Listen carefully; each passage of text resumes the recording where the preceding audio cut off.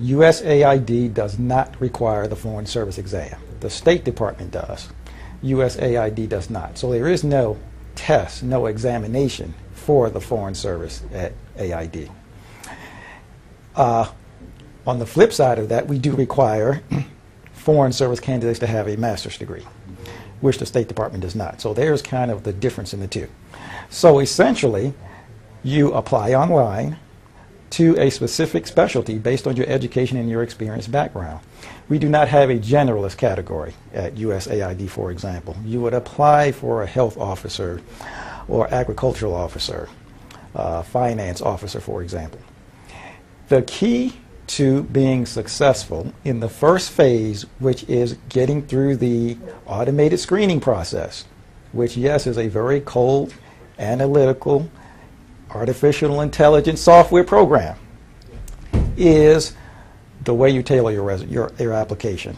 Yes, it's using the keywords that are within the job announcement itself in the description of the duties. So once you get through that phase by tailoring your resume and, yes, your essays, or knowledge, skills, and abilities, as we call it, KSAs, directly to the position. And when you're describing your experience, the downfall that we see in candidates is that they are not quantitative when they do their KSAs. They tell us what they were required to do, how they did it, what the outcome was. They don't quantify the outcome. That's important in separating yourself from the next candidate. You're telling me you did well, so is this other candidate telling me they did well. If you give me a percentage, a number that I can quantify the results of what you did to that next candidate, that just makes it more valid as far as your KSAs. And ultimately, at AID, it is how your KSAs relate to development and humanitarian assistance. The closer it relates to that, the better. You could qualify without that, but it's just historically, those are going to be the most successful candidates. The other downfall we see is that people do not highlight their volunteer experience. For any federal agency, we count paid or unpaid experience the same. For AID, your volunteer experience is even more so important because, for example, we had a lot of people that did volunteer during Hurricane Katrina, for example, didn't consider that of value on their application, but it absolutely was to AID. So once you get through that phase, what happens at AID is that a technical panel will review all of the candidates who made it through that initial screen, met basic qualifications. These will be experts in that particular specialty. So it may be an agricultural officer that's looking at people that are applying for agricultural officer. They will then come up with another cutoff score, i.e., they will select the best out of those candidates that are applying. They will be invited to the assessment process. This is where our process kind of becomes similar to state, i.e., we invite candidates to Washington, D.C. Even if you're coming from out of area, either out of state or out of country, we will reimburse you for your costs. So there will not be any cost to you, i.e., you'll pay initially out of pocket, but we'll reimburse you. And the assessment process consists of 3 phases, i.e., an evaluation of your communication skills. So we will present all of the candidates with a case study and a certain amount of time, a laptop in a room, and let them go at it. The key to being successful there is to pay close attention to the instructions. If we ask you to do A, B, and C, and for example, if we ask you to take a stand, don't sit on the fence. Okay, take a stand one way or another and support that. After that event is a group exercise.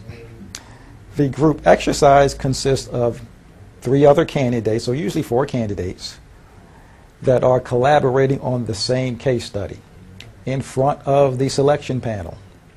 What they're evaluating at that point is not only communication skills, teamwork, leadership, cooperation.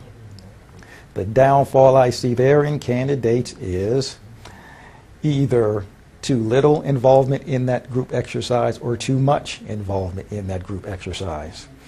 Again, they want to see the collaboration and the teamwork, so not one person taking over the entire group. After that timed event, you will do a presentation to the panel. The panel does not tell you how to do that. It can be one person doing a presentation, it can be the group doing a presentation, or certain individuals.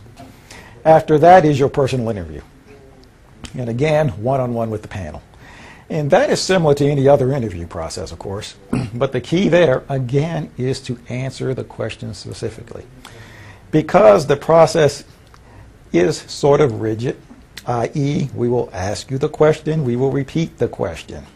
In most cases, we will not elaborate too much on the question. Excuse me. So you have to be very mindful that you get the question correct. Some of the questions can be a three-part question. It could be question number one, but it could be parts A, B, and C. The downfall I see there with people is they answer A, or A and B, but not C. They probably should have written the question down. A lot of people attach some kind of negative stigma to, I have to write the question down, but we don't have a problem with that. Do you mind if I write this down? Fine. Those are the most impressive candidates I've seen, because then they are able to go down, okay, in reference to part one of your questions, this is my response. Part two, this is my response. Part three, this is my response. So those are the most successful candidates I've seen. After that, the panel will make selections, i.e., rank order, make selection, they'll call people, make them offers. So that is kind of the process from start to finish for the Foreign Service. It's a much more expedited process for the Civil Service because there is no assessment process. Everything else applies as far as the substance of your resume and answering the KSAs in a complete and quantitative fashion, but then you're called in for an interview directly after that and we make offers. For positions for personal services contractors and foreign service nationals, those are advertised in another manner because contractors, of course, are working for, in most cases, some other company, not AID. We're just employing them through that company. But there's different processes for them. What my offices focus on, of course, is the employment of federal employees, although the vast majority of our workforce are personal services contractors and foreign service nationals. It only makes sense that in these developing countries that we employ the locals, as we say. So that is the majority of our workforce overseas.